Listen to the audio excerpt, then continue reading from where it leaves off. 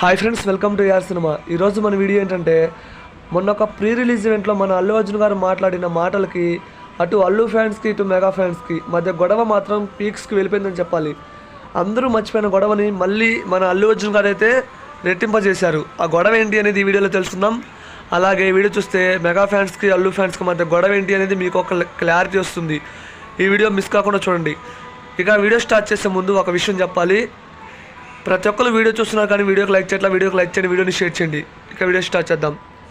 Mega ఫ్యాన్స్కి అల్లు ఫ్యాన్స్కి మధ్య గొడవ ఇప్పుడు వచ్చింది కాదు. అప్పుడెప్పుడు నేను చెప్పను బ్రదర్ అని చెప్పారు కదా మన అల్లు అర్జున్, అప్పుడు వచ్చింది.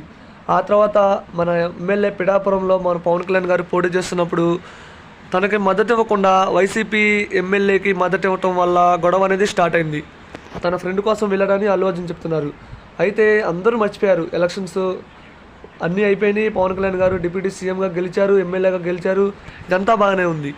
మొన్న రీసెంట్గా ఒక ప్రీ రిలీజ్ ఈవెంట్లో మన అల్లు అర్జున్ గారు ఏమన్నారంటే, ఫస్ట్ నాకు నచ్చితే వెళ్తా, నాకు నచ్చింది కాబట్టి వెళ్ళా అని చెప్పే మాట చాలామందికి కోపం వచ్చేలాగా ఉంది. అంటే తను ఎమ్మెల్యేకి పోటీగా వెళ్ళారు కదా, అంటే తన ఫ్రెండ్ కోసం వెళ్ళారు కదా, అందువల్ల ఇక్కడ కూడా చెప్పారు, అంటే నాకు నచ్చింది కాబట్టి అక్కడికి వెళ్ళా అని చెప్పారు. అలాగే ఇంకొకటి ఏంటంటే, ప్రతి ఒక్కళ్ళు హీరోని చూసి ఫ్యాన్స్ అవుతారు, కానీ నేను మాత్రం నా ఫ్యాన్స్ని చూసి హీరో అయ్యా అని చెప్పారు.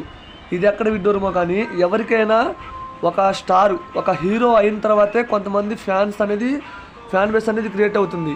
అలాంటిది మన అల్లు అర్జున్ హీరో కాకముందే తనకి ఫ్యాన్స్ ఉన్నారంట, అందువల్ల తను హీరో అయ్యారంట.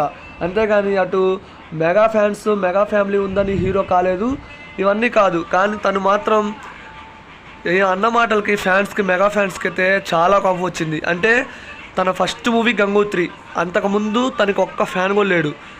ఆ మూవీ హిట్ చేసింది మెగా ఫ్యాన్స్. అలాంటిది చిరంజీవి గారిని, అటు పవన్ కళ్యాణ్ గారిని మర్చిపోయి నేను హీరోని అండ్ ఫ్యాన్స్ని చూసి హీరో అని చెప్పడం అనేది చాలామందికి నచ్చలేదు. అలాగే మొన్న చిరంజీవి గారి బర్త్డేకి చాలామంది ప్రతి ఒక్కళ్ళు బర్త్డే విష్ చేశారు.